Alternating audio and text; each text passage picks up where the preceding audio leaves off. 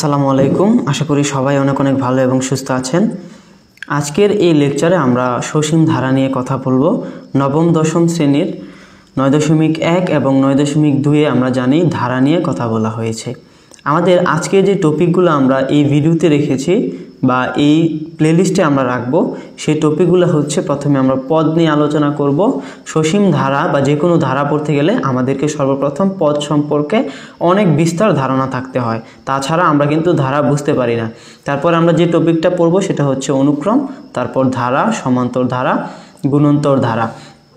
এই বেসিক পার্টটুকু আমাদের শেষ হয়ে গেলে আমরা বোর্ড বইয়ের সমাধানগুলো দেখার চেষ্টা করব। তারপরে বিগত সালগুলোতে আসা যতগুলো এমসিকিউ এবং সিকিউ আছে সবগুলো আমরা পড়ার চেষ্টা করব। তো প্রথম আমাদের যে টপিকটা সেটা আমরা হচ্ছে পদ রেখেছি। আমরা চলো একটু পদ সম্পর্কে আলোচনা করি। পদের যে সংজ্ঞাটা সেটা যদি আমি একটু লিখি, বীজগাণিতিক রাশির যে অংশ শুধু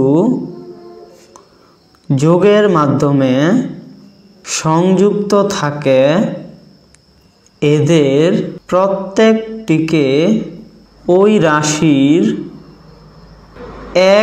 একটি পদ বা ইংরেজিতে বলা হয় টার্ম বলা হয়। তাহলে এই হচ্ছে আমাদের বীজগাণিতিক রাশির পদের একটি সংজ্ঞা। তো এখানে বলা হয়েছে যারা শুধু যোগের মাধ্যমে সংযুক্ত থাকবে তাদেরকে আমরা পদ বলতে পারি বা টার্ম বলতে পারি। চলো একটু উদাহরণের মাধ্যমে দেখে নেওয়া যাক। আমি প্রথমে এরকম কিছু একটা লিখলাম, 2x plus 3y plus 5z। এই যে টোটাল জিনিসটা আছে, এই জিনিসটাকে কি বলা হয় ভাইয়া?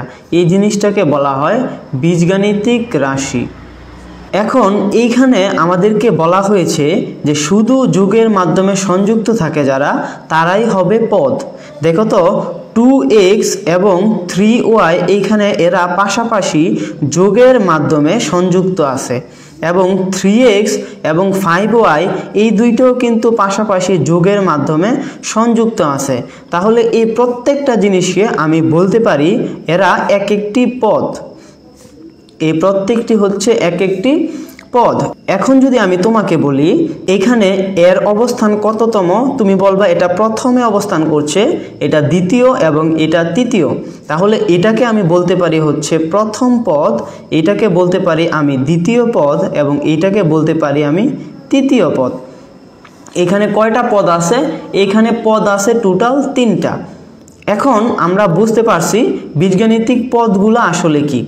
আমরা চলো আরেকটা উদাহরণ দেই। আমরা এরকম লিখলাম 3x plus 5y plus 7z।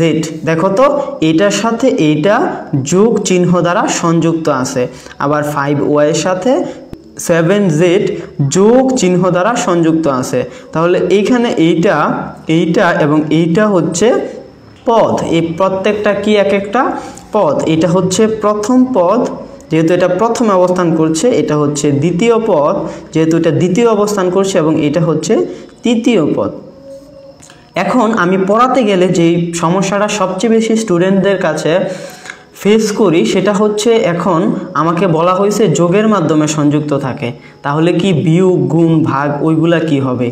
তো আসো আমরা ওই সমস্যাগুলো একটু সমাধান করি। পূর্বে যে বইগুলো ছিল ওই বইয়ে কিন্তু সাধারণত যোগ এবং বিয়োগের মাধ্যমে যারা সংযুক্ত ছিল তাদেরকে পদ বা টার্ম বলা হইতো, কিন্তু বর্তমানে এই জিনিসটি একটু চেঞ্জ করে নিয়ে আসছে। কেন চেঞ্জ করে নিয়ে আসছে চলো আমরা একটু দেখি। আমি এরকম আরেকটা বীজগাণিতিক রাশি নিই, যেখানে আমি লিখলাম 2x plus 5y minus 3xy minus 5zx। এরকম আমি আরেকটা বীজগাণিতিক রাশি নিলাম। এই বীজগাণিতিক রাশি নেওয়ার পর দেখো তো এখানে ভাইয়া কয়টা পদ আছে। যেহেতু আমাকে সংজ্ঞার মাধ্যমে বলা হয়েছে প্রত্যেকটা জিনিস যোগের মাধ্যমে সংযুক্ত থাকতে হবে, তাহলেই শুধু কি হবে? পদ হবে। তাহলে এখানে 2x এবং 5y কিন্তু পরস্পর যোগ দ্বারা সংযুক্ত আছে, তাহলে এইখানে এটা হবে একটা পদ এবং এইটা হবে আরেকটা পদ। এখন প্রশ্ন হলো মাইনাস 3xy এবং মাইনাস zx কি পদ হবে না ভাইয়া? এটা হচ্ছে প্রশ্ন। তো এই প্রশ্নটা আমরা একটু অন্যভাবে দিতে পারি। কিভাবে? দেখো, এই পুরো রাশিকে আমরা অন্যভাবে লিখতে পারি। তোমরা নিশ্চয়ই পড়ে আসছো, প্লাস এবং মাইনাসকে যদি আমরা গুণ করি তাহলে আমরা পাই মাইনাস। এটা তো আমরা সবাই জানি যে প্লাসে মাইনাসে কি হয়? মাইনাস। তাহলে এই রাশিটাকে আমরা একটু পরিবর্তন করে লিখতে পারি। সেটা কিভাবে? দেখো, 2x প্লাস 5y, এই মাইনাসটা আমি রাখার আগে আমি এখানে একটা প্লাস দিলাম। প্লাস দেওয়ার পরে এই টোটালটাকে আমি একটা ব্র্যাকেটের ভিতরে মোড়াই দিই, মাইনাস 3xy। শেষ। আমি এটার আগেও একটা প্লাস নিলাম এবং এটাকে মাইনাস সহ ব্র্যাকেটের ভিতরে জোড়াই দিলাম বা মোড়াই দিলাম। এখন দেখো তো, এই রাশিটা যেই কথা হইল ওই রাশিটা একই কথা হইল না?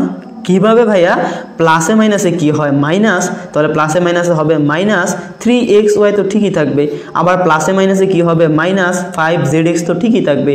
তাহলে এই রাশিটা যেই কথা হইল আবার এই রাশিটা কিন্তু একই কথা হইল, কিন্তু রাশিটার মাধ্যমে বা রাশিটা কিন্তু একটু ভিন্নতা চলে আসছে। কি ভিন্নতা চলে আসছে? দেখো, এবার 2x হচ্ছে এই 5y এর সাথে পরস্পর যোগ চিহ্ন দ্বারা কিন্তু সংযুক্ত আছে এবং 5y এর সাথে কিন্তু এই মাইনাসটা সহ মাইনাস 3xy, এই টোটালটা কিন্তু আবার সংযুক্ত আছে। কিসের মাধ্যমে?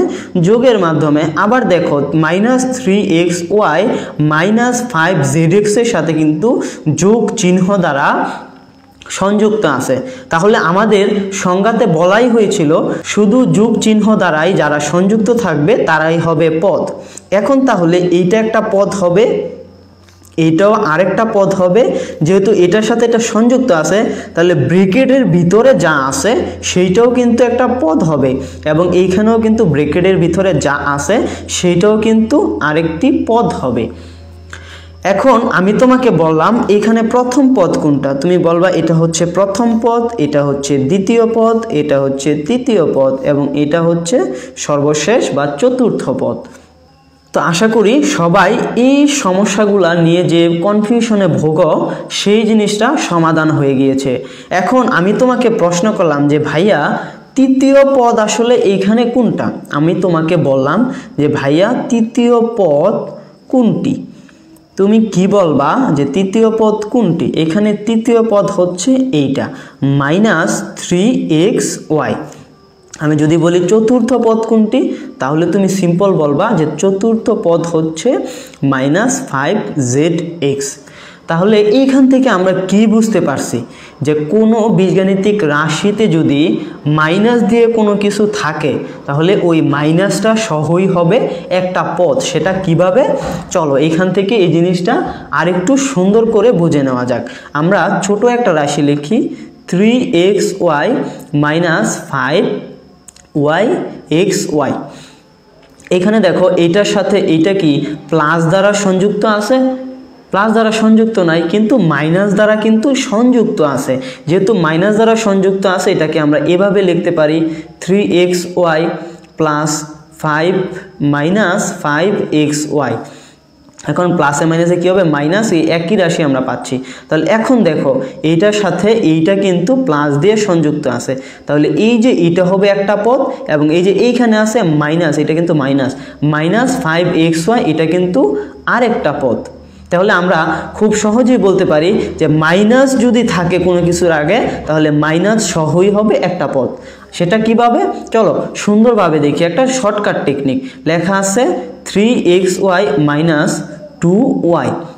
তাহলে এখানে যদি আমি বলি প্রথম পদ কোনটা, দ্বিতীয় পদ কোনটা, তুমি বলবা এটা হচ্ছে প্রথম পদ এবং দ্বিতীয় পদ হচ্ছে এটা। তুমি যদি বলো শুধু 2y তাহলে কিন্তু হবে না। দ্বিতীয় পদ কোনটা?